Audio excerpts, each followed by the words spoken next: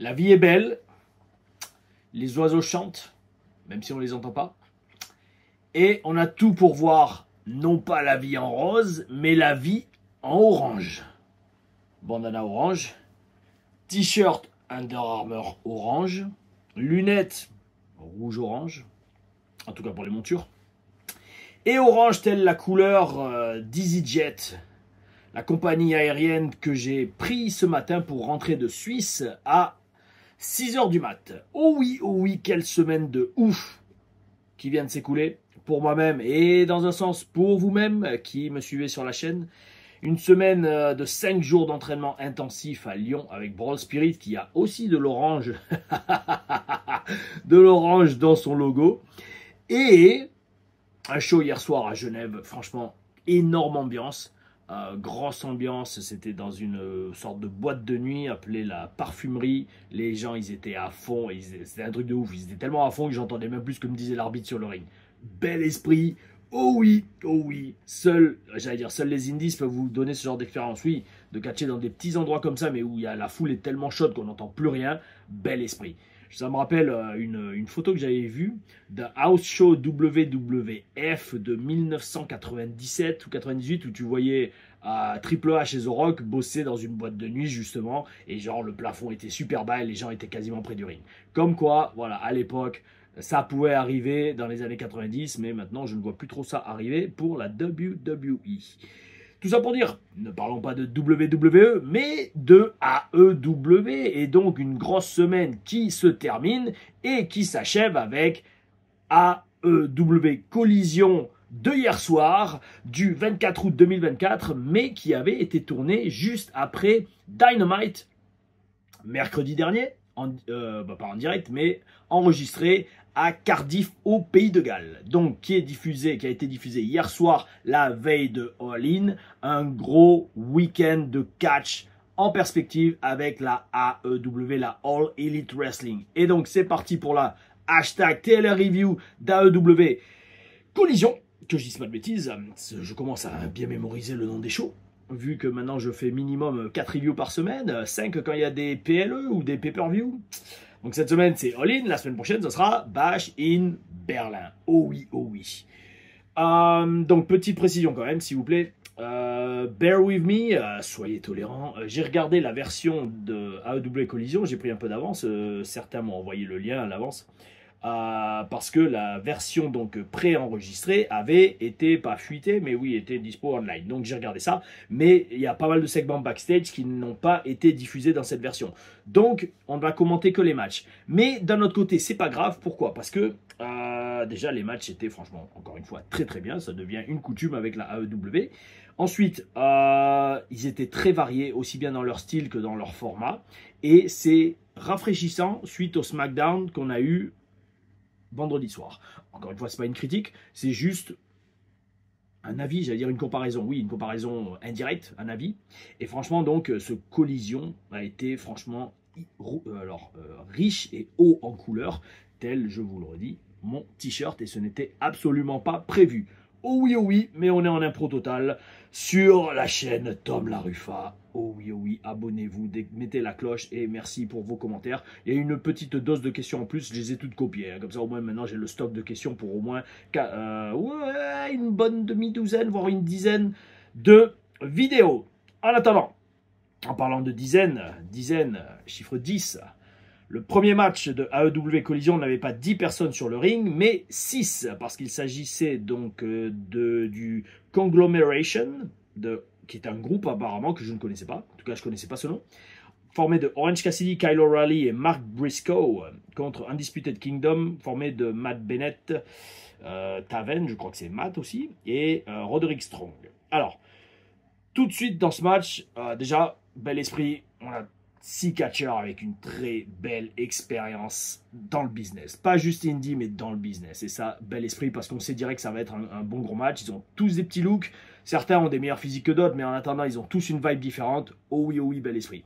Tout de suite, on sent, je le redis, ça, mais je me répète, même si, parce que peut-être certains n'ont pas vu mes précédentes reviews, on sent tout de suite qu'à la AEW, il y a un vent de liberté beaucoup plus prononcé qu'à la WWE. La preuve, c'est les débuts de match. Là, ils ont commencé direct avec des coups de pied, des chops, et après ils sont repassés à la lutte. Alors, dans un sens, storytelling, surtout pour ceux qui viennent s'entraîner avec moi, vous comprenez que si on commence par des coups et qu'on repasse à de la lutte après, c'est pas top au niveau du storytelling tel qu'on me l'a fait télécharger dans le cerveau à la WWE.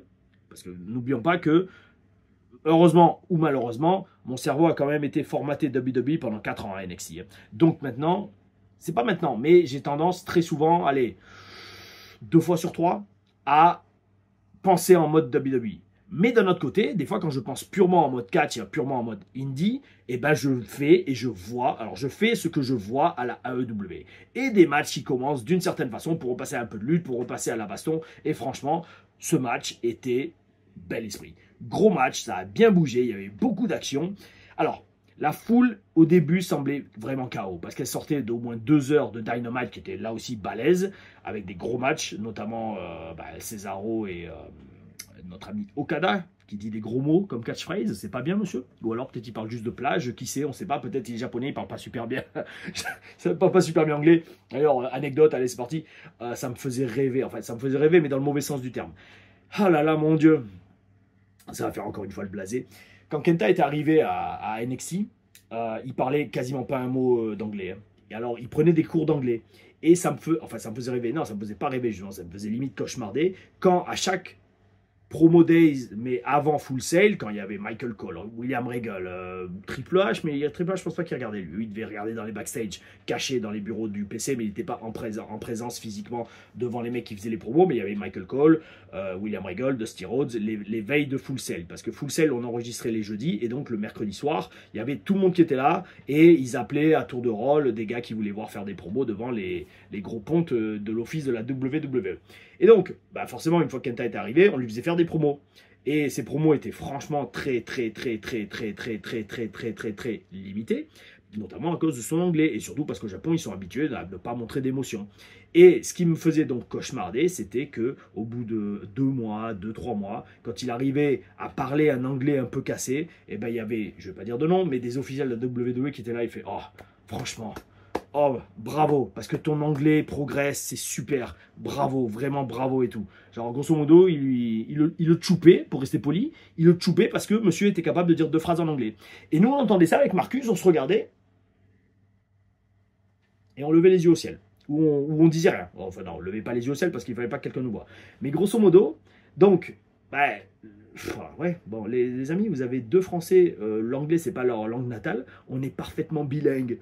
Nous, personne nous a dit, franchement, Sly, Marcus, bravo, hein, votre anglais est super. Nous, ils ne l'ont jamais dit ça. Par contre, si tu es Kenta et que tu viens d'une fédération comme la NOAH et que, comme tu es une star indie, tu vas avoir un gros following internet et que donc tout l'office te choupe, là oui, toi, bravo, tu arrives à dire 2 phrases d'anglais. Oh, bravo. Enfin, bref. Le mec blasé. Non, c'est le mec qui a vécu ça de l'intérieur. Et ça, encore une fois, ça me fait rêver, tu sais, tous les gens qui parlent sur Internet. Enfin, bref. Si vous saviez les trucs que j'ai vécu dans le business tout court, même pas à la WWE, sur les routes, dans les îles des indépendantes européennes, au Mexique, en Californie. D'ailleurs, hier, sur le show à Genève, il y avait MBM. Je sais pas si tu regarderas cette vidéo, Mathias, mais si tu regardes, lâche un commentaire, fais mousser l'algorithme et le référencement. Mais on a bien rigolé quand même. On a bien rigolé. D'ailleurs, sur mes stories Instagram, vous verrez, je lui ai mis un super kick. Il a vendu. On va dire juste ça, comme ça. Et on échangeait des histoires. On parlait de nos expériences avec le catch mexicain et c'était assez marrant. J'en parlerai dans une hashtag TLR Stories parce que. Oh, mais qu'est-ce que c'est? Mais qu'est-ce que c'est que ce sac? Mon nouvel ordi est arrivé. Il faut que j'installe tout, il faut que je l'allume et tout. Mais allez, on va tout faire pour la première TLR Story qui sort 11 septembre 2024. Tout ça pour dire, oh oui. C'est la première fois. Alors donc oui, la foule était un peu morte. Voilà, c'est ce que je disais. La foule était un peu morte au début du show parce qu'ils ont eu donc ce gros show avant Dynamite, vu qu'ils ont enregistré Dynamite et Collision d'affilée. Mais dans ce match, ils ont réussi à la rechoper au cours du match, et ça, c'est bel esprit. Parce que je vous dis, les amis, croyez-moi, croyez l'expérience, 20 ans d'expérience, les amis, c'est super dur de rechoper une foule qui est morte où vous sentez qu'elle est basse en énergie. C'était un truc de ouf, et ce match l'a rechopé, et c'est le but C'est le but d'un premier match. Que ce soit un match donc après la pause ou un match d'ouverture de show. Le premier match, c'est un des matchs les plus importants du show. Et pour moi d'ailleurs, j'adore faire les premiers matchs. Pourquoi? Plus limite que les main events. Pourquoi? Parce que, enfin, alors, j'allais dire, professionnellement, je préfère faire les premiers matchs. Pourquoi? Parce que la charge est plus importante dans le sens que la charge... en fait, pour faire simple, moi, si ou quand je fais une carte de catch, je mets dans le premier match des super catcheurs qui savent ce qu'ils font. Parce que ça va être le match où, réfléchissez les amis, encore une fois, essayez de comprendre comment le business marche. Les gens rentrent par exemple dans la salle à 7h, 19h. Le show commence à 20h, 20h30. À 20h, 20h30, ça fait déjà certains 1 heure et demie qui sont assis. Ils s'embêtent pour rester polis. Donc il faut que quand le show commence, oh, ça y est, ça commence, il faut qu'on ait un premier match qui balance. Si vous avez un premier match qui va flinguer le rythme, ou alors qui va être pourri, les gens qui ont attendu là pendant 1 heure et demie, ça va complètement les flinguer. Donc premier match très important pour lancer le show. Et ça, c'est la base en catch. C'est comme un repas. Alors là aussi, je l'utilise beaucoup dans mes entraînements, mais je le partage avec vous sur la chaîne, parce qu'au final, la plupart me disent, oh, c'est super, on apprend plein de trucs qu'on n'entend pas sur d'autres chaînes ailleurs. Ben, tant mieux, continuons. Un show de catch, et là, ça fait 10 minutes, j'ai encore même pas fait un seul match, c'est énorme. Oula, et en plus je vais faire les pronostics de all-in. Bon bref, un show de catch les amis, c'est comme un repas. Il faut un petit apéritif, une salade en entrée, un bon plat de résistance. Après ça, peut-être un deuxième, si on a vraiment faim, ou si c'est un gros repas de famille. Ensuite, une belle assiette de fromage, un bon dessert et un petit café pour faire passer tout ça. Voilà, grosso modo, c'est ça, un bon repas. Un show de catch, c'est pareil. Il faut un bon match, un premier match, mais qui balance la sauce, mais dans le sens énergie, pas dans le sens déjà 50 000 faux finish et des superplex et des Canadian Destroyers. Les mecs qui font ça dans le premier match, soit moi je les vire, enfin ils devraient se faire virer, soit sinon ils n'ont rien compris à ce que c'est le catch. Sauf si après c'est la vibe d'un show indie où dans tous les matchs vous allez voir les mecs qui tombent sur la nuque, la tête de la première sur le bord du ring. Ça, si c'est le genre de délire que vous avez aussi bien catcheur que fan, allez-y, mais c'est pas ça du catch, en tout cas pas à mes yeux. Et d'ailleurs c'est pas le catch qui rapporte le plus d'argent. Mais cela dit, premier match, un match qui balance la sauce. Deuxième match, un truc qui entretient la vibe, mais qui ne va pas rassasier les gens. Troisième match, surtout si c'est avant le break, là, il faut un bon match qui balance. Break, on reprend avec un bon petit match qui rebalance la sauce, mais pas trop, parce qu'après, forcément, il va y avoir soit un autre match, soit un seul match qui sera le main event, et c'est là qu'il faut renvoyer les gens heureux à la maison, ou alors un autre match, et après le main event. Tout ça pour dire, si tous les matchs sont ultra indigeste, c'est-à-dire chaque fois c'est des main events. Si sur un show de 5 ou 6 matchs, vous avez 6 main events avec 50 000 faux finish, des prises de ouf dès le premier match, les gens qui vont voir dès le premier match un Canadian Destroyer au milieu du ring, ben dans le deuxième match, techniquement, si les mecs savent catcher et qu'ils ont regardé le match avant eux, chose que des fois n'arrive pas trop, d'ailleurs à la EW on a eu 1 ou 2 exemples comme ça aussi encore dans ce show, les mecs qui regardent, s'ils regardaient le premier match, ils font mince, ils ont fait un Canadian Destroyer. Vous réfléchissez, bon, moi je vais le faire sur l'apron. Ok, cool. Le troisième match avait aussi prévu un Canadian Destroyer, c'est un show de catch indie où les mecs font de la gym. Bon, ben, on a eu un Canadian Destroyer au milieu du ring, un autre sur l'apron, qu'est-ce qu'on va faire? Oh, on va le faire de la deuxième corde. Ok, cool. Quatrième match, ils avaient prévu, alors ils vont le faire de la troisième corde. Le cinquième match qui avait prévu aussi un Canadian Destroyer, ils vont le faire d'où? Bien sûr, c'est rare de voir des Canadian Destroyers dans tous les matchs, mais c'est pour que vous compreniez le principe. Si on voit déjà un dive à l'extérieur du ring dans le premier match, le deuxième match, il va faire quoi? Il va diver du balcon, d'accord? Et donc le troisième match, il faut que ça monte crescendo, un show de catch. Sinon, c'est mal fait. Parce que imaginez, vous avez un super premier match et le main event, il est pourri. Ben, les gens vont dire, oh, ben, tu vois, c'était bizarre la structure du match. Ou alors, dans ce cas-là, il faut inverser mettre ceux qui étaient dans le main event dans l'opener et vice-versa. Et tout ça pour dire, donc c'est très important, voilà. Et donc, si tous les matchs sont des main events, ben, imaginez un repas, imaginez mes amis, j'adore utiliser les images et les métaphores, et les symboles, la symbolique. Donc, si tous les matchs sont des main events, c'est comme si vous allez faire un repas un jour au resto, et là, en entrée, vous avez un plat de pâtes. Ok, des pâtes à la bolognaise. Bon, même si moi, je ne mange plus de viande, d'ailleurs, c'est la question que j'ai sélectionnée sur mon régime de végétarien. Mais bref, tout ça pour dire, premier plat, vous avez 5 plats, d'accord? 5 plats, hein. Attendez, râle au repas, les gars. Et les meufs. Premier plat, pardon, un plat de pâtes à la bolognaise. Ouh, une bonne assiette, hein, quand même. Pas énorme, mais voilà, il y a au moins ça de pâtes, d'accord? Deuxième plat, un burger avec des frites. Ouh, ok, d'accord. Troisième plat, bah, une pizza. Pourquoi se priver? Allez, troisième. Quatrième, allez, quatrième, on va se faire un petit... On va essayer de varier, on va faire des fruits de mer. moule frites, un bon seau de moule avec un peu de frites au cas où si vous n'en avez pas eu assez dans le burger. Et en cinquième, vous allez avoir allez, une belle coupe de glace, mais vraiment balèze, avec les petits gâteaux, un café gourmand, mais avec vraiment balèze. Et encore, allez, non, c'est peut-être pas assez, on va dire, ça c'est le 6e plat. Entre les deux, entre les moules frites et voilà, entre le moule frites et le café, vous avez une belle assiette de fromage, mais qu'il faut terminer, parce que si vous terminez pas, ben, vous sortez de la salle de catch et vous terminez pas le show. Imaginez ce repas. Plat de pâtes, burger et frites, pizza, moule frites, assiette de fromage à manger en entier et café gourmand.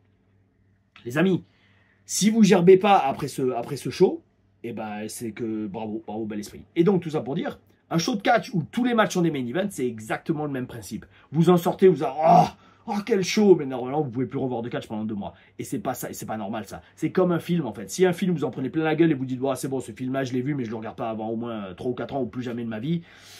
C'est ça, alors qu'un bon film, on peut le regarder encore et encore et encore et encore et constamment trouver des trucs à aimer dans ce film.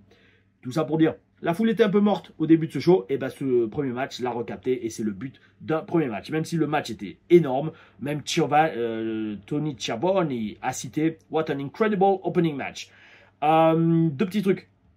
C'est la première fois que je voyais vraiment Mark Briscoe à l'œuvre. Bel esprit. Bel esprit. Je sais qu'il a perdu son frère, il me semble, l'année dernière ou il y a 2 ans. Rest in peace, brother. Mark Briscoe, c'est grosse intensité, il est assez taré dans les prises qu'il fait, les plongeons, etc. Allez, encore une fois, une petite anecdote. En 2020, je ne vais pas trop rentrer dans les détails, je le ferai peut-être dans une hashtag Taylor Stories. En 2020, on a été très proche, en contact en tout cas avec la ROH, avec Marcus. Juste avant le Covid, les amis. Eh oui, eh oui. J'étais à Las Vegas quand ils ont fait le confinement, qu'ils ont tout fermé. Parce que j'étais censé justement rencontrer les officiels de la ROH à Las Vegas. Et donc, on se disait, mec, s'ils nous signent, ils signent une équipe de Français, mais les feuds et les matchs qu'on va pouvoir avoir avec les frères Briscoe, par exemple, les 2 rednecks américains, vraiment nationalistes américains, bel esprit, contre les 2 Français, enfin, annoying, mais le même genre de physique et de look, bel esprit. Et c'est pour ça, en fait, moi, ça m'est resté, parce que je me suis toujours dit, waouh, ça aurait été énorme si on avait pu aller à la ROH, s'il n'y avait pas eu cette crise sanitaire. Et donc, ouais, ça aurait pu être énorme. Donc, chaque fois que je vois Mark Briscoe ou le nom Briscoe, je repense à ces projets qu'on avait en tête de pitcher aux officiels de la ROH, des idées de storyline et de feud qui auraient pu vraiment être balèzes, mais qui n'ont jamais eu lieu parce que le jeudi après-midi avant que j'arrive à Las Vegas, et le lendemain il y avait les 20 ans d'anniversaire de la ROH, c'était en mars 2020, vous pouvez regarder online, les shows étaient prévus, ils ont été annulés à 5 h du soir. C'est Ali de Catch Club d'ailleurs qui m'avait envoyé un message privé sur Twitter, je n'oublierai jamais. Il me dit, ouais Tom, t'as vu que les shows sont annulés demain à Las Vegas? Et moi je fais, hein quoi? Et là je vais voir, ah ouais, d'accord, et c'est là que ça a commencé, le monde a commencé à devenir fou. No comment, mes amis. Pour l'instant, j'ai pas envie de me refaire Shadowban. Pour l'instant. Deuxième petit truc, bon, mini avertissement, mini critique de Orange Cassidy que j'aime beaucoup, mais là il a fait 2 trucs dans le match qui étaient, mec, frérot, tu peux t'en passer, BORDE, LDE, MERDE, frérot. Alors à un moment il y a le sunset flip, il donne 2 petites claques sur les cuisses et le mec lâche la tentative de sunset flip. Onomatopée, terme technique qui veut dire mec, trouve autre chose, c'est dommage, voyons, tu me fais sortir du match quand tu fais ça. 2 petites claques légères et le mec il lâche les mains pour tenter le sunset flip, bof. Et surtout, alors, je comprends, très professionnel, très gentil, mais à un moment, je sais plus qui c'est Kyle O'Reilly, non c'est Taven, voilà. Taven fait un plongeon par-dessus les cordes sur Orange Cassidy et peut-être Kyle O'Reilly, peut-être, ou Mark Briscoe, je sais plus. Et en fait, on voit très clairement à la caméra. Alors peut-être qu'ils vont le couper au montage final. Mais en tout cas, là, dans cette version préenregistrée, on voit très clairement Orange Cassidy lui taper sur le dos, genre, t'inquiète, ça va bien. Ou t'inquiète, j'espère que ça va. Enfin voilà. Ça, le truc, on le fait tous, surtout à la télé comme ça, pour qu'il y ait des trucs vraiment dangereux. Mais il faut pouvoir se contrôler. Vous savez, c'est exactement, et ça je suis sûr que vous allez voir de quoi je parle, c'est exactement quand le catcheur remet sa genouillère. Le mec il vient de se prendre un tombstone ou un powerbomb, et là il remet sa genouillère. C'est un réflexe, on arrive des fois pas à s'en passer, même moi des fois je peux être coupable. Moi je me remets la tenue, ou c'est le genre de truc, mais ça retire, ça nous fait sortir du match. C'est dommage, ça nous fait sortir de l'histoire. Dites-moi ce que vous en pensez. Dites-moi si c'est le genre de truc que vous, pareil, en tant que fan, vous dites « Ah, c'est dommage ». Parce que moi, je vous le dis, en tant que catcheur, on ne fait pas exprès. Des fois, c'est inconscient. Mais je vous dis, des fois, ça prend toute l'énergie du monde. Oui, j'arrête pas de redresser les lunettes parce qu'en fait, elles ne rentrent pas sous le bandana. Pardonnez-moi pour ça. Soyez tolérants un peu. La tolérance, voyons. Et donc, ouais, des fois, c'est inconscient. On n'arrive vraiment pas à s'en passer. Et ça demande toute l'énergie du monde pour ne pas faire ce genre de petits trucs. Roderick Strong, compliment pour toi, amigo. Tu es très créatif dans tes prises. J'imagine que tu l'as toujours été dans ta carrière. Mais là, je l'ai vu. Voilà. À défaut de roter, j'éternue dans mes reviews. Victoire de Conglomeration. Mais gros match pour ouvrir le show. Allez, 20 minutes, j'ai fait qu'un seul match. Oh oui, oh oui. Bon, allez, on va essayer d'enchaîner. Ensuite, Willow Nightingale contre Harley Cameron. Harley bosse très bien la caméra cette fois-ci. Bel esprit. Elle m'a très impressionné, Cameron, parce que elle a très peu d'expérience, ça on le sait. La dernière fois, il disait que c'était genre son 10e match à la EW, à la télé. Mais dans ce match, moi, j'ai vu des instincts de Ring General, comme on dit. Et Ring General, c'est pas le nickname de Gauthier, de Gunther. Non, c'est dans un terme d'insider, un terme de catcher. C'est-à-dire un catcheur ou une catcheuse qui peut mener le match par son positionnement dans le ring, par la façon qu'elle a de bosser avec son adversaire et surtout de la manipuler et d'être en contrôle de l'adversaire. Que ce soit la façon de poser ses mains dessus, de la positionner au milieu du ring, ou tout simplement de mener le match, notamment à travers son travail de heel. Elle a une énorme présence. Bon, déjà, elle est très mignonne. Oui, ça j'avoue. Oui, Harley Cameron. Oui. On arrête là. Elle a une bonne présence. Elle a un très bon jeu avec la foule. Il n'y a eu aucun loupé. Moi, je dis bel esprit. Quand je dis aucun loupé, c'est surtout, je dis ça pour les catcheuses débutantes ou les catcheurs aussi débutants. Et là, il n'y a pas de loupé. Oh oui, bel esprit, Harley Cameron. Très bel esprit. La vôtre. Alors, il y a aussi ce que j'ai aimé, c'est que la fin du match, elle sort de nulle part. Willow Nightingale, boum, de nulle part, il n'y a même pas de réaction, c'est gut wrench for a bomb, bam, et elle gagne. Et ça aussi, je trouve bel esprit, parce que ce genre de victoire, sans faux finish avant et sortie de nulle part, on les voit jamais à la WWE, ou alors très rarement. Et c'est ce que je disais au début du show, enfin au début du hashtag DLR Review, c'est que on sent que le style n'est pas aussi encadré qu'à la WWE. Et ça, franchement, pour un catcheur, franchement, pour moi, ça me fait plaisir à voir. Je ne sais pas si vous, les fans, vous le ressentez, mais moi, en tout cas, je le ressens. Je vois les matchs, comment ils débutent, comment ils évoluent, et des fois, comment ils se terminent, et je fais waouh. Qu'est-ce que ça doit être kiffant de kiffer, de catcher dans ces conditions. Alors, de ce que je vois à l'écran, j'ai jamais été dans les vestiaires à EW, en tout cas pas encore. Donc, tout ça pour dire, pour l'instant, vous savez, je parle qu'avec les connaissances que j'ai du sujet. Si un jour je vais dans les vestiaires et je rencontre c'est un cauchemar le truc, ou alors que c'est pas du tout ce que j'imaginais, alors j'allais dire, je sais pas si je vous le dirai, je sais pas si je ferai encore des vidéos à ce moment-là, j'espère que oui. Faut aussi la chaîne marche, donc faites grimper les compteurs, les amis, ça aiderait. Et surtout, voilà, après, il y a des trucs, comme je dis toujours, des trucs qu'on peut dire, des choses qu'on peut pas dire. Il y a des frontières à ne pas franchir et des frontières à respecter. Et c'est pour ça que sur cette chaîne, j'essaye vraiment de le faire au maximum et j'apprécie énormément que vous appréciez ça. Donc, encore une fois, thank you everybody. Donc, victoire de Willow Nightingale, qui est, je crois, la championne féminine CMLL. Bel esprit, bon petit style et dans le ring, vraiment pas mal. Alors, s'ensuit, et je vous dis, moi j'ai que les matchs, parce que chaque fois, en fait, on entendait Tony Schiavone, direction, backstage, pour interview avec un tel. Mais comme c'était sûrement enregistré plus tard, ou ça a déjà été enregistré, pas mis dans le montage, je les ai pas vus, ces interviews. Mais c'est pas grave, là, on se concentre que sur les matchs. Ça va être une review uniquement de matchs de catch. Et quel match a suivi, les amis! Katsuyori Shibata, légende du catch japonais, contre Jay Little, une légende du catch américain dans un sens, catch indie en tout cas. Bon, même s'il a fait TNA pendant pas mal d'années et maintenant AEW. Donc déjà dès le début ça annonce un gros match. Et croyez-moi, ça l'a été. Et comme je le redis, mais là ça fait 3 fois maintenant que je le dis, c'est un match très différent de ce qu'on peut voir d'habitude aux États-Unis. Pourquoi? Il y a eu un gros travail technique du bras d'un côté et de la jambe pour. Alors je crois que c'était que je dise pas de bêtises, c'est Jay Little qui bossait la jambe de Shibata et Shibata bossait son bras. Et la fin, pareil, sur une soumission sortie de nulle part.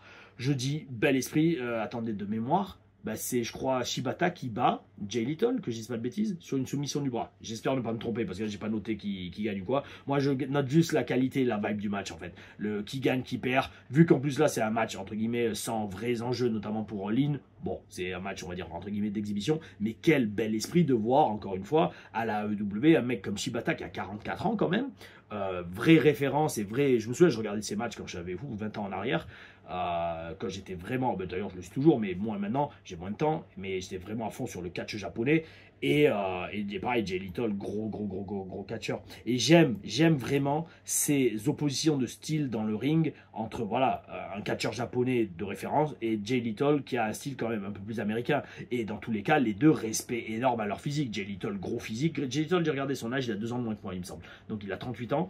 Et Shibata, pareil, même pour 44 ans, le mec présente toujours un bon physique. Bel esprit total, bel esprit de platine. Allez, mettons-le, bel esprit de platine. Oh oui, oui. Suite à ça, un squash match entre Chris Statlander et Stoke Hathaway, qui était à NXT, je crois, le petit manager Black, qui manageait le groupe de lutteurs, bah justement les Creed Brothers, il me semble. C'était pas Diamond Mine ou un truc comme ça.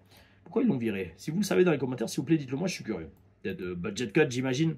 Bon, tu vois, ça va, il gère au micro. Et Kid Lycos 2 et Nina Samuel. Alors, Kid Lycos 2, j'ai dû le croiser sur des shows Banger Zone Wrestling ou alors Rix, un des deux. Et Nina Samuel que je connais assez bien. Je l'ai vu très souvent en indie, notamment, alors d'abord c'était West Catch, puis plus récemment en Suisse. Très bonne catcheuse, référence en Europe. Hein. Nina Samuel, je vous le dis tout de suite, tout le monde veut la booker, mais elle n'est jamais dispo parce qu'elle catch tout le temps. Très bel esprit. Nina, énormément de respect pour toi, amiga. Alors match très court, c'est un squash match, mais là voilà, petit problème. Le match est gagné par un gut wrench powerbomb sorti de nulle part, là aussi, par Chris Statlander. Donc ça fait 2 matchs féminins, 2 matchs qui se terminent en gut wrench powerbomb. Alors je sais pas si c'est une feud entre les deux, et qui a le meilleur gut wrench powerbomb, peut-être. Alors, après avoir atténué, je tousse. Parce que je vais finalement roter dans une review. Parce qu'il y en a, en fait, ça a été 50-50. Il y en a, ils m'ont dit, ouais, vas-y, mec, lâche-toi, bel esprit. Et il y en a, ils m'ont dit, ouais, mais non, Tom, je suis là pour t'écouter parler, pas pour t'entendre roter. Et puis, c'est genre, genre sous-entendu, tu vas perdre des followers si tu te mets à roter dans tes reviews. On verra, les gars, je suis l'instinct, je suis les énergies. Les énergies de l'univers. Oh oui, oh oui. Et donc, tout ça pour dire, est-ce que c'est une feud entre les deux, entre Chris Statlander et Willow Nightingale, de qui a la meilleure gut wrench powerbomb, qui est une très belle prise, très relou à prendre d'ailleurs aussi, surtout quand on a mal au cou, des fois, ou au dos. Mais ouais, dites-le moi, parce que je veux pas faire maintenant de bêtises, de m'avancer en disant ouais non c'est de la merde, elles auraient dû se parler, alors qu'en fait c'est une feud entre les deux, comme pour Will Ospreay. D'ailleurs je dis publiquement, je l'ai déjà dit sur Twitter et dans le commentaire je crois épinglé dans la vidéo. Bah écoutez, voilà, je reconnais, je me suis complètement gouré sur le fait que Will Ospreay l'autre fois critique MJF sur le fait d'avoir fait des double clothesline et du catch comedy, parce que moi je pensais qu'il critiquait littéralement son style de catch, mais en fait apparemment c'était une pas une storyline, mais un style comique qu'avait pris volontairement MJF pour tourner pas en dérision, mais passer un peu plus babyface. Enfin, vous m'avez tous super bien expliqué le truc, et donc je dis publiquement désolé d'avoir dit que Will Ospreay m'a perdu par rapport à tout ce que j'ai dit dans la review de Dynamite. Je reconnais mon erreur provenant d'un manque d'information et surtout que je ne suivais pas le produit à l'époque. Maintenant, ça aurait été dur quand même de deviner ça ou de rattraper le boulot perdu parce que j'ai loupé quasiment 4-5 ans. 4-5 ans de AEW, ça a commencé en 2019 si je dis pas de bêtises. Et je sais que j'ai loupé des gros moments, notamment la mise en jeu du titre AEW, Cody Rhodes, CM Punk, etc. Mais allez, on rattrape le bateau en cours. Et tout ça pour la chaîne Tom La Rufa. Tout ça pour dire. Ouais, donc cette erreur que j'ai fait, je reconnais. Mais par contre, alors précisons quand même, c'est peut-être la faute maintenant d'MJF. Frérot, si t'es champion, pourquoi tu prends pas au sérieux ta position? Ça, je l'ai dit dans les commentaires. Je fais voir, en fait, le problème, c'est peut-être MJF. Frérot, moi, si j'ai un titre, alors à moins comme l'office me dise, ouais, alors tourne le truc en ridicule et sois pas trop sérieux. Non, si t'es champion, il faut être champion en mode Bret Hart. Prendre le truc comme si c'était vrai et surtout assurer et assumer sa position de champion. Montrer l'exemple. Lead by example. Ça, c'est la base. J'ai toujours été comme ça dans ma carrière et je le serai toujours. Oh oui, oh oui. Après ça, ouh là là là là là, un match entre Hook et The Redwood Big Bill. Bill, j'allais dire Morrison, non, Bill Morrissey, je crois que son vrai nom, c'est ça. Anciennement Colin Cassidy, une personne contre qui j'ai très souvent catché à NXT. Hein. Énorme présence de Bill. Il a un physique de ouf. De ouf. Comparé à NXT en plus, c'est un truc de ouf. Il a un physique. Lui, franchement, je suis quasiment sûr, allez, un jour il va retourner à la WWE. Alors je sais pas s'il veut y retourner, ça je sais pas. Il est sûrement très bien payé à la AEW et il aime son spot. Et il aime le schedule. Mais si tu veux atteindre le sommet et tu veux main eventer WrestleMania, pour être à la WWE. Exemple, Cody Rhodes. Et si Big Bill retourne un jour à la WWE, il va faire très très mal. Surtout maintenant avec son style de catch comme j'ai vu dans ce match et le physique qu'il a. Si, il peut le garder à la WWE. Après, moi, je sais pas, je dis ça comme ça, mais j'ai l'œil pour ce genre de choses. Physique de ouf et surtout la dominance, j'ai marqué dominance territoriale dans le ring. En fait, le truc, il bosse maintenant vraiment comme un big guy. Il catch comme un big guy. Il prend son temps, il se déplace lentement, il tourne autour de son adversaire, il possède l'environnement et tout il possède physiquement le ring. Et ça, c'est bel esprit. Parce que le mec raconte une histoire rien qu'en bougeant autour de son adversaire et en possédant, je vous redis, l'espace du ring. Et ça montre que maintenant, il sait bosser comme un big guy, ce qui n'était pas le cas à NXT. Et croyez-moi, j'ai souvent bossé avec lui. Au contraire, il faisait plein de prises et il essayait d'être super rapide pour montrer que pour un mec de 2,10 m, il arrivait à faire des descentes du coude en montant à 2 mètres de haut dans les airs. Bon, c'est son choix. Et puis bon, il est allé plus loin que moi sur la route, sur le main roster. Donc, mec, voilà, bel esprit, respect total. Peut-être pas total, mais en tout cas, respect énorme. Alors, par contre, bon, c'est sûr, c'est pas difficile de faire le big guy quand on est contre Hook, qui est quand même petit. Mais j'aime son look à Hook. J'aime son look à Hook. Oui, bel esprit. J'aime son look parce qu'il a un look de petit cogneur. Et ça va, il a un bon petit physique, donc bel esprit. Alors, là aussi, pareil, pour ceux qui ont regardé, s'il vous plaît, dites-moi ce que chantait la foule. J'ai pas compris. J'ai cru comprendre qu'il chantait par rapport à Enzo. Enzo Amore. Je crois, hein. Mais s'il vous plaît, dites-moi dans les commentaires ce qui chantait la foule. J'ai pas réussi à comprendre les chants.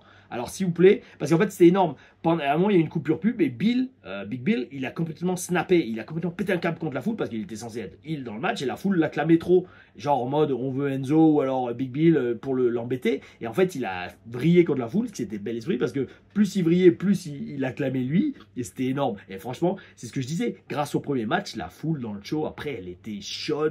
Elle était shot. C'est-à-dire shot et hot en même temps. Les deux, shot. Bel esprit, ça va être une nouvelle catchphrase. La foule était shot, bel esprit. Non mais en fait si on dit shot, ça veut dire qu'elle était flinguée, ça veut dire qu'elle était morte. Bon, vous captez l'idée. Et c'était énorme, une ambiance de ouf. Et les foules comme ça, je vous dis, quand on est catcheur, c'est kiffant. Surtout si on a un jeu avec la foule. Moi je vous dis, les foules comme ça, mais en un regard, tu sais, tu les entends chanter, en un regard, tu es là et tu fais... Ok, oh oui, bel esprit. Et là tu leur fais un gros fuck. Non, faut pas faire. Faut jamais faire de fuck à la foule. Parce que ça, c'est de la cheap hit. Ça veut dire que vous avez aucun talent. Mais bel esprit. Surtout avec une foule comme ça qui chante des insultes et tout. C'était kiffant. Rien que de voir cette foule-là, je me dis, waouh, ça doit être un truc de ouf. Hook vend très bien. Ce qui est vital pour un babyface. Il sait bien rester au sol. Il sait bien se tordre de douleur. Et ça, Shawn Michaels. Les meilleurs vendeurs d'histoire. Shawn Michaels. Qui y avait d'autres qui vendaient bien? Parce qu'on cite toujours Shawn Michaels. Shawn Michaels, Sami Zayn.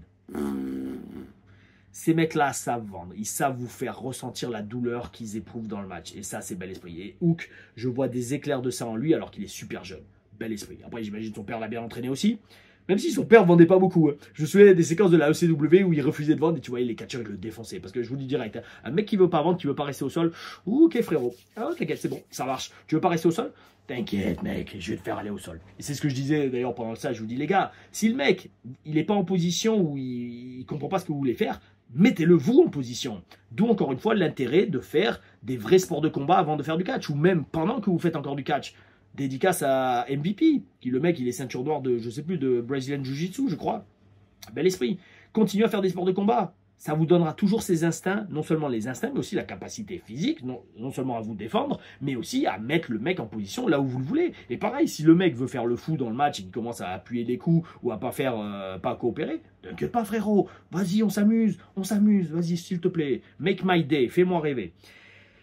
Victoire de Hook dans ce match. Et là, par contre, j'ai mis un autre truc, voilà, c'est un autre truc un peu négatif. Je fais, ouais, ça va devenir le terme technique pour la AEW. Parce que ça, je ne vois pas trop cette réaction, la WWE, parce qu'ils restent vraiment, entre guillemets, logiques et, on va dire, crédibles dans leur storyline. Là, Hook qui bat clean Big Bill, le Red Hook, le Redwood.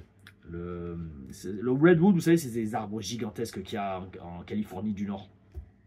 Comment ils appellent ça, enfin dans les forêts là où les arbres ils font genre 10 mètres de diamètre si je dis pas de bêtises, des arbres gigantesques. D'ailleurs ça me fait rêver, c'est le seul endroit du monde où il y a des arbres comme ça je crois. Il doit y en avoir en Amazonie aussi hein, mais imaginez un peu, c'est un truc de ouf, vous avez des arbres au tronc absolument gigantesques. Pourquoi il n'y a que les arbres qui sont comme ça? s'il n'y avait pas d'autres espèces, alors je sais pas, des animaux, d'autres plantes, même des êtres dotés de conscience qui n'étaient pas grands. Oui, oui. Bon, bref, ça c'est limite un bel esprit chaud. Donc, ouais, victoire de Hook. Ok, c'est pour qu'il look strong, qu'il ait l'air strong en allant vers son match avec Chris Jericho. Mais c'est dur à avaler. C'est dur à avaler une victoire clean comme ça. Parce que, bon, je vous dis, hein, Hook, il doit faire 1m70 maximum pour peut-être aller 65 kg, 70 gros maximum. Big Bill. Obama, alors sûr et certain 2m10, et je l'ai eu en face de moi. Hein. 2m06, entre 2m06 et 2m10, au moins 7 feet tall. Il faut multiplier par 3, donc faites 3 x 7, 21, donc 21, 2m10, ou à peu près 2m10. Pour là, il doit être facile à 130, 140 kg, hein, je pense, Big Bill. Je sais pas combien il annonce niveau poids, mais bon, voilà. Donc, dur à avaler cette victoire de Hook. Mais ça va, franchement, j'ai kiffé le match quand même. Le truc, c'est ça, c'est que jusqu'à présent, tous les petits points négatifs de la WWE, de la AEW, c'est des petits trucs. Et je redis, si c'est pour condamner la promotion là-dessus, non, vous passez à côté de ce que c'est le catch. Moi, je suis content de voir une promotion comme ça qui donne une alternative et qui donne du boulot, surtout aux catcheurs. Et dans un sens, elle fait rêver des gens, elle fait rêver les catcheurs qui gagnent leur vie et qui passent à la télé grâce à ça. Moi, je dis bel esprit. Et alors, franchement, je ne sais pas, donnez-moi vous votre ressenti. Est-ce que je suis plus dur avec la WWE qu'avec la AEW? Parce que même moi, je me pose la question. Parce que je me dis, je sais pas, est-ce que c'est parce que j'ai été formaté au format WWE pendant tant d'années que je vois beaucoup plus, entre guillemets, les défauts de la WWE à l'écran qu'à la AEW? Même si, non, je l'ai dit quand même, parce que par exemple, là, il y a eu un match, je crois que c'est à la fin, où pareil, les relais sont pas trop respectés. Je le dis quand il y a des problèmes à AEW. Mais même maintenant, je me pose la question, est-ce que c'est l'effet nouveauté? Est-ce que c'est l'effet de voir des catcheurs qui ont la possibilité de briller et que ça me fait plaisir pour eux? Et donc forcément, je dis, ah ouais, c'est bien la AEW. Je sais pas. Dites-moi, vous, votre ressenti. Comment vous le ressentez? Est-ce que vous trouvez que je suis trop fair et plus dur avec la WWE ou quoi? Parce que moi, le problème aussi, c'est que la WWE, il y a beaucoup plus d'argent en jeu. Et je le redis, quand je vois des gens qui ne méritent pas, enfin, à mes yeux, leur salaire à la WWE, tout de suite, ça me fout les nerfs. Je ne sais pas trop la valeur des salaires à la AEW, donc il faudrait voir ça aussi. Ou comment ça marche. Enfin, je sais plus ou moins comment ça marche après en avoir parlé avec des amis là-bas, mais je ne sais pas vraiment en détail. Ouais, c'était avec Dasha Curate, Dasha qui était Dasha Gonzalez, qui était la ring announcer et qui faisait les commentaires en espagnol. C'était une très bonne amie. J'avais fait des peintures pour son salon. Elle était à NXT quand j'y étais. Et elle m'avait expliqué comment marchaient les salaires à AEW. Donc, grosso modo, je crois qu'il y a 3 brackets. Il y a le salaire de débutant, salaire de mid-card, salaire de main eventer et le salaire de Chris Jericho. Oh, maintenant je suis sur les salaires d'Okada et de Mercedes Moné et de Will Ospreay. Mais en tout cas, à l'époque, quand je lui avais parlé, c'était en 2021, 2022, non 2021. Parce que je suis allé aux States en 2022. Non, je suis pas allé. C'était l'année de ouf où je bossais de ouf. Ouais, non, 2021 ou 2023, un des deux. Enfin bref, tout ça pour dire. Après ce match entre Big Bill et Hook, gagné par Hook de façon pas très crédible. Nous avons Ariya Daivari contre Jeff Jarrett. Et là, bon, pareil. Moi, je kiffe quand je vois des mecs comme Jeff Jarrett. Le mec, il a quoi, 55 ans, voire presque 60. Il a toujours un physique. Il prend toujours de belles chutes. Il est toujours présent dans le ring. Mec, bel esprit. Franchement, respect total à Jeff Jarrett. Et qui prend toujours des belles chutes. C'est ça qui me fait rêver aussi. Le mec prend des plats du dos, bel esprit. Le mec shoot mieux que des gamins de 20 ans. Bon, d'accord, ok, il débute, il vient de faire du j'allais dire, il débute dans le catch. Ok, c'est normal que j'allais dire que tu assimiles pas les chutes tout de suite. Mais le mec à 55 ans, après combien, 30, 40 ans dans le business, voilà, il est toujours là. Bel esprit, mec. Respect total, Jeff. Et respect à la AEW pour mettre des mecs comme ça à l'écran. Parce qu'en plus, c'est pas ridicule. Le mec, il a un bon physique. Karen Jarrett, bel esprit aussi, oui, oui. Et en parlant de bon physique, Ariya Daivari a absolument le même physique que son frère Sean Daivari, Khosrow Daivari à la WWE, qui est producteur d'ailleurs à la WWE. Ils n'ont pas tout à fait la même gueule, mais ils ont le même genre de physique. Ça me fait délirer, on dirait, ça se voit qu'ils sont frères.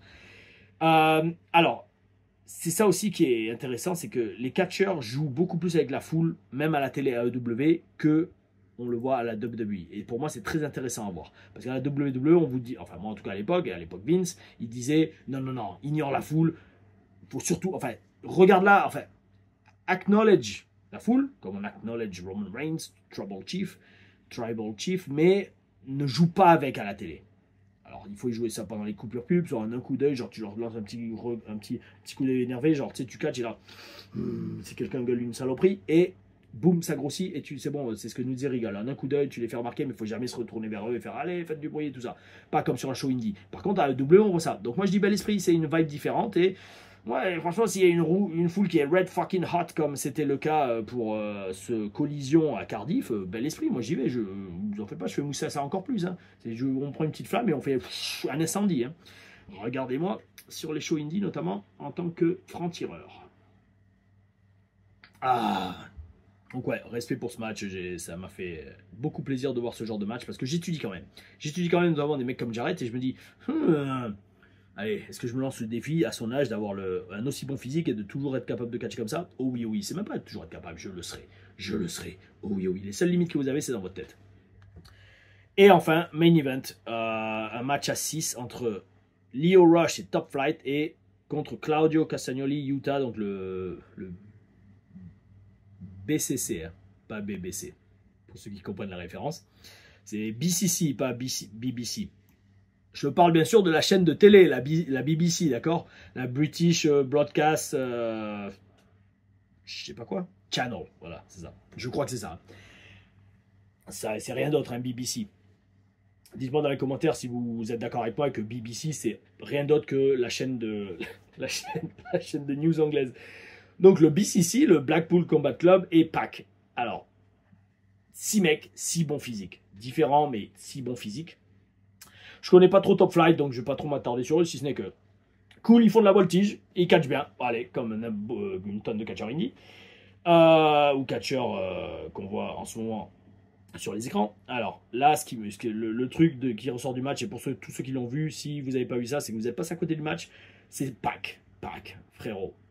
Mon pote de voyage, bel esprit, mec. Je sens que ça y est, le mec, il kiffe ce qu'il fait, ça se voit. Et surtout, il sait impliquer la foule dans absolument tout ce qu'il fait. Alors, limite, ça en devient too much, mais au début du match, le mec, il fait un carpé. Ouah, la foule, il a fait réagir. Il fait un autre truc, hop, up and over, hop, il passe sorti, il se retourne sur tête. Ouah, et la foule boit, mange littéralement tout ce qu'il fait. Et c'est là qu'on voit son expérience, on voit ses 15-20 ans d'expérience dans le business, sur les indies, à maîtriser le boulot, à être au top, même après toutes ces années. Et franchement, bel esprit, bel esprit, bel esprit. Le match était excellent, parce qu'on vu les talents qu'il y avait dedans, c'était pas dur. Enfin, ça aurait été dur de faire un match de MERDE. Maintenant, petit point de vue de catcheur, mais que je partage avec vous, les amis. Ça me fait délirer. Ça me fait délirer. Parce que souvent, les gens me disent, oh, quel match. Tu sais, quand tu fais un match à 6, ils disent, oh, quel match, c'était super. Et souvent, d'ailleurs, à la WS, on termine toujours par un match à 6 ou à 8. Et, oh, quel match. Oh, c'était super, c'était super. Oui, mais en fait, et après, moi, des fois, je regardais les gens, je fais, ah, merci, merci. Mais dans la tête, je fais, oh, frérot, j'ai rien fait du match. J'ai dû faire 3 prises et 2 spots et c'est tout, quoi.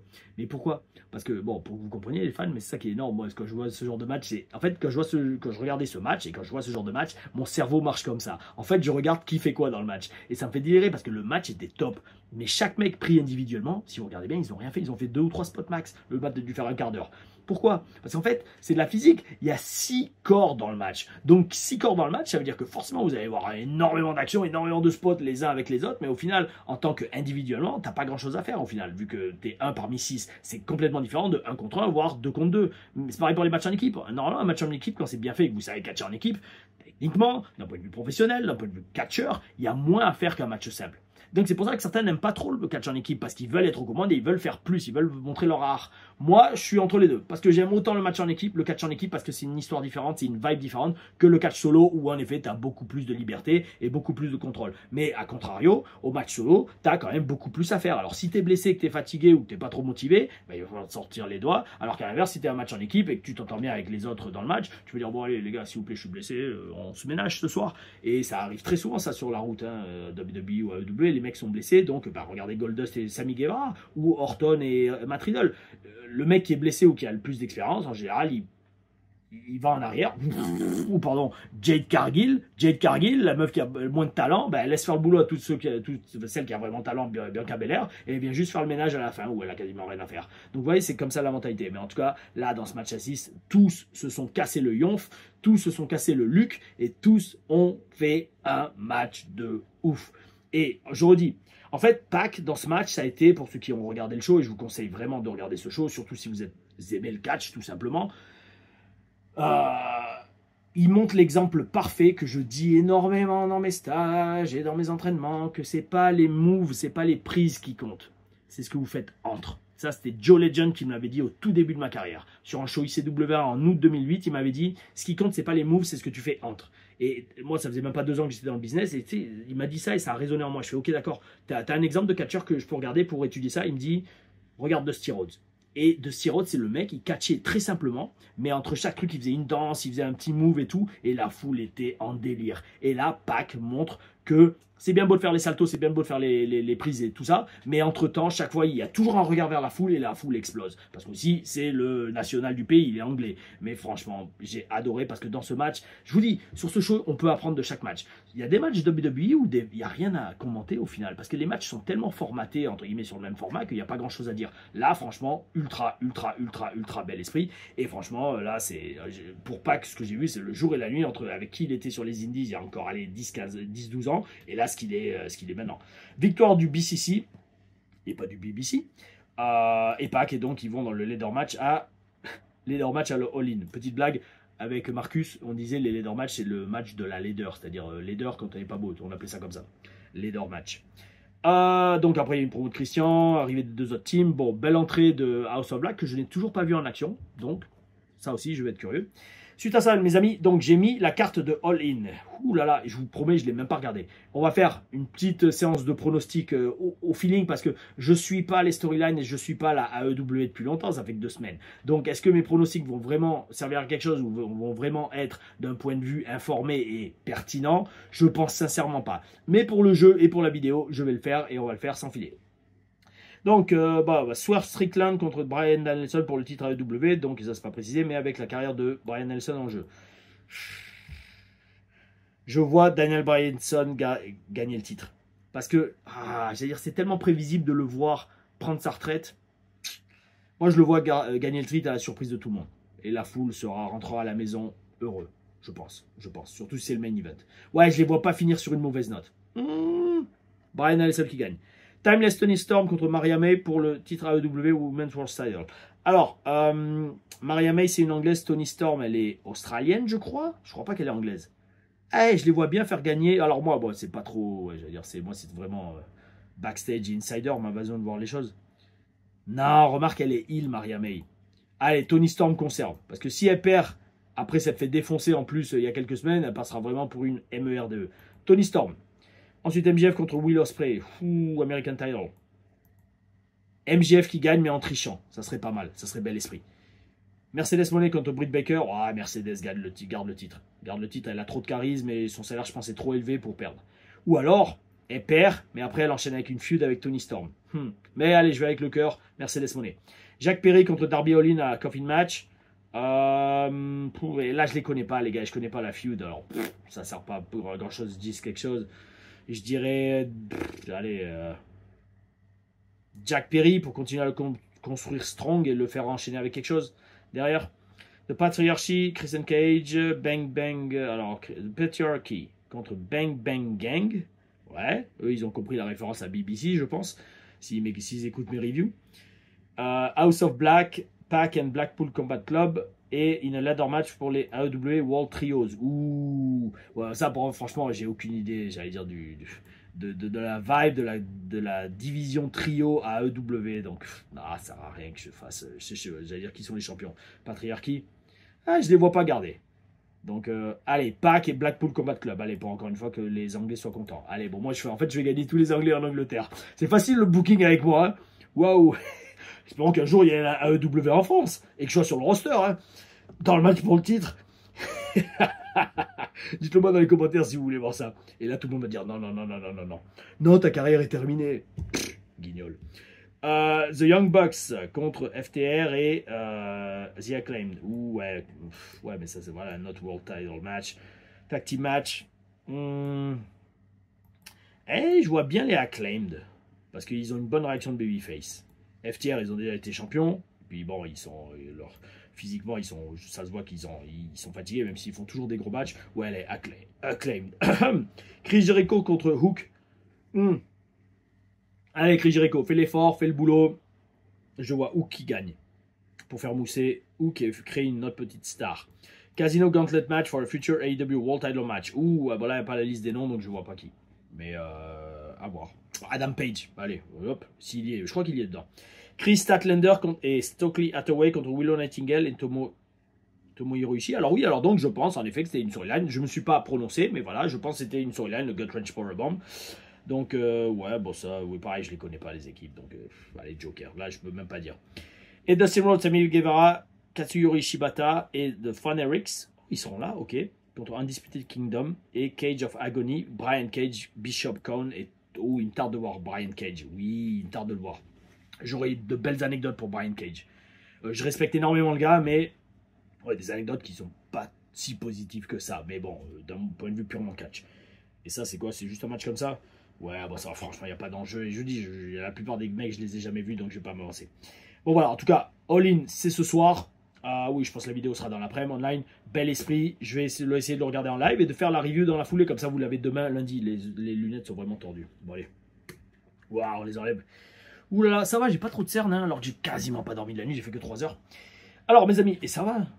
Non, ça va, j'ai pas trop d'auréoles. Ça va, il fait un peu moins chaud sur Nice. Est-ce qu'il fait chaud chez vous? Voilà, ça a été horrible cet été, un truc de ouf. Ouais. Donc, mes amis, ouais, gros collision, j'ai vraiment aimé ces matchs. Et puis, yo, il y avait quoi? Il y avait 5 matchs. 1, 2, 3, 4, 5, 6. Non, arrêtez, non, attends, main event. 1, 2, 3, 4, 5, 6, 7 matchs. 7 matchs, alors qu'à SmackDown, il n'y en a eu que 4. C'est vraiment un truc de ouf, la différence entre les deux produits. Et je vais dire, non seulement ça me fascine, waouh, c'est énorme, c'est énorme, c'est énorme. Ça va être ça le titre de la vidéo. Ça me fascine, 3 points de suspension. Peut-être, je ne sais même pas, on verra. Donc, mes amis, la question du jour, le commentaire du jour. Alors, ça vient, est-ce que je peux grossir la photo? Ouais, parfait. Ça vient de prof de le chiffre droite. Avec deux de droite. Bon, ok, je comprends pas trop. Bon, peu importe. Est-ce que c'est une orientation politique ou de droite dans ta gueule? Peut-être. Who knows? Qui sait? Alors, je comprends très bien ta perplexité. Bon, c'est un commentaire. J'écoute. Désolé, frérot, je zappe pour pas que ça soit encore une fois trop long. Je suis toujours sur l'ancien ordi, donc ça va mettre très longtemps à créer la vidéo. Alors, intéressant d'écouter ta review AEW avec ton regard de pro. Bah, tant mieux que ça te plaise, ça revient souvent ça, donc encore une fois, moi ça me fait plaisir et ça m'encourage à continuer. C'est du temps. Faites grimper les compteurs. Répandez le bruit, partagez les vidéos. Dites, ouais, Tom Larifa, il fait des reviews de ouf, on n'a jamais entendu ça sur le YouTube français, bel esprit. Ah, de toute façon, vous ne l'entendrez jamais nulle part, je vous le dirai. Aujourd'hui, sur Terre, il n'y a pas 2 gars qui ont eu ma carrière, primo, et ça va mettre des années et des années avant qu'il y en ait un deuxième, et même, il n'aura jamais la carrière que j'ai eue. Parce que j'en parlais sur Twitter, là, il y avait un mec qui disait, d'ailleurs même au stage, il y en a un qui me disait, ouais, le renouveau du catch en France. Mais en fait, non, le renouveau, non, il n'y a pas de renouveau du catch en France, là, parce que ça y est, il y a plein de promotions qui filment leurs shows sur Internet. Oh, moi, à la WS, j'ai catché dans des zéniths à travers toute la France. J'ai fait une vingtaine de zéniths avec la WS, avec chaque fois des foules entre 2000 et 4000 personnes. Aujourd'hui, qui fait des zéniths? Et j'avais dit au stagiaire justement qui me disait ça, je lui fais, tu préfères aujourd'hui catcher sur des shows filmés sur Internet qui font, voilà, le dernier Showrix, il a fait pas mal de vues, parce que notamment je pense qu'il y avait Suri, mais qu'il a fait la promotion, mais genre c'est presque 20 000 vues. Mais en moyenne, allez, on va dire un show diffusé sur Internet, il fait, allez, entre 3000 et, allez, 8000 vues. Tu peux faire catcher sur un show Internet qui fait entre 3000 et 8000 vues sur YouTube, qui va pas vraiment changer ta carrière, ou faire toutes les semaines au moins un zénith devant entre 2000 et 3 ou 4000 personnes. Le choix est vite fait. Donc en fait, moi on me dit, ouais, le renouveau du catch en France, avec tous ces catcheurs qui catchent partout un peu en Europe. Yo, moi à l'époque, quand j'étais à la WS, je catchais tous les soirs devant 1000, 2000 personnes, et même si c'était pas des zéniths. De 2008 à 2010-2011, quand vraiment le catch était à donf, parce que c'était le retour de la WWE aux heures de grandes écoutes, yo, s'il y avait 600 personnes dans la salle, on était dégoûtés. On disait, waouh, c'est pourri ce soir la foule. Vous imaginez, aujourd'hui, 600 personnes dans un show en France, c'est waouh, le champagne. Moi, à mon époque, en 2008 à 2010-2011, à la WS, à la Wrestling Stars, c'était, il n'y a que 600 personnes. Qu'est-ce qu'ils ont fait? Ils ont merdé sur l'affichage. Ils n'ont pas mis les affiches. C'était comme ça qu'on raisonnait. Alors imaginez, moi, quand je me dis, oh, le renouveau du catch français. Non, mais il n'y a pas de renouveau. C'est juste une époque différente. Je dis pas que c'est pas bien aujourd'hui, pas du tout. Mais c'est différent. Et pareil, yo, dans les années 90, il y avait le catch sur Eurosport, qui était filmé en France. Notamment par les équipes de Flash et de Flash Gordon et bon, enfin, les anciens, enfin, ce qui est l'ancêtre de ce qui est actuellement la WS. On me dit aujourd'hui, tu préfères catcher dans un zénith une fois par semaine devant entre 2 et 4000 personnes ou catcher à la télé sur Eurosport, je fais la télé sur Eurosport. Donc en fait, le catch, c'était, entre guillemets, dans une meilleure situation dans les années 90. Comprenez un peu comment mon esprit résonne? Je ne me base pas juste sur le produit actuel, je fais toute l'histoire du produit. Et c'est comme ça que tout le monde devrait faire. Ou alors fermer leur bouche. Donc, allez, enfin, on y arrive. Intéressant d'écouter ta review AEW avec ton regard de pro. Merci mec, je me permets de reposer mes 2 questions. Permets-toi. Comment restes-tu balèze en étant végétarien? Whey, œuf, complément autre. Et comment as-tu géré l'immense déception de te faire les croiser le premier jour de, j'imagine, ton rêve au Performance Center? Force et honneur. Force et honneur, frérot. Alors, la deuxième question, je ne vais pas y répondre parce que je vais en parler dans une TLR Story. Quand je décrirai, je ne sais pas, on verra mes blessures dans le business ou alors mon premier jour à NXT, on verra. Mais ouais, j'en ai déjà parlé. Comment j'ai géré, c'est... justement, force, et peut-être pas honneur, mais force et foi. Pas forcément religieuse, foi dans les énergies et que tout arrive pour une raison et qu'il faut tout tourner au positif. Alchimie matérielle et émotionnelle.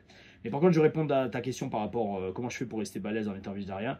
Déjà, je m'entraîne très très dur, toujours dur. Je prends des bons suppléments, ça c'est clair, notamment créatine, que j'ai pas pu prendre pendant une semaine, je l'avais pas prise, il n'y avait plus de place dans le sac. Mais ouais, créatine, protéines en poudre aussi pas mal, collagène, acides aminés. Bel esprit, pré-workout, ok, oui, pour vasodilater les veines. Et après, niveau bouffe, de toute façon, la muscu, comme j'ai dit aussi au stage, c'est 25% la salle, la muscu, ce que vous faites, vos entraînements, 25% le repos et 50% la bouffe. Point barre. Si tu ne manges pas assez de protéines, tu ne vas pas avoir assez de briques pour construire le mur que constituent tes muscles. Point barre. Et pour ça, il faut manger des protéines. Alors oui, c'est plus dur quand tu es végétarien, surtout que c'est dur de trouver des pures sources de protéines, comme par exemple juste une escalope de poulet, qui est que des protéines.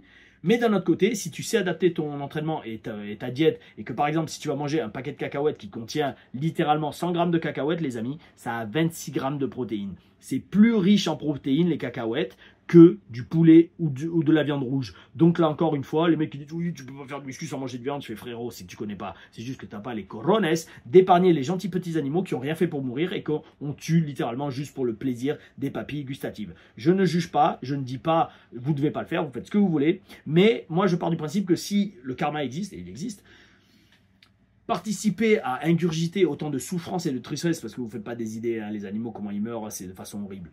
En fait, d'une façon ou d'une autre, ça va avoir une influence énergétique sur qui vous êtes. Et là, je repars en mode bel esprit chaud. Mais voilà, donc au final, cacahuètes, 26 grammes de protéines dans 100 grammes. Vérifiez sur Internet, vous verrez, c'est un truc de ouf. Donc les cacahuètes, les yaourts protéinés. Alors oui, je suis végétarien, je ne suis pas vegan. Vegan, ça serait trop hardcore.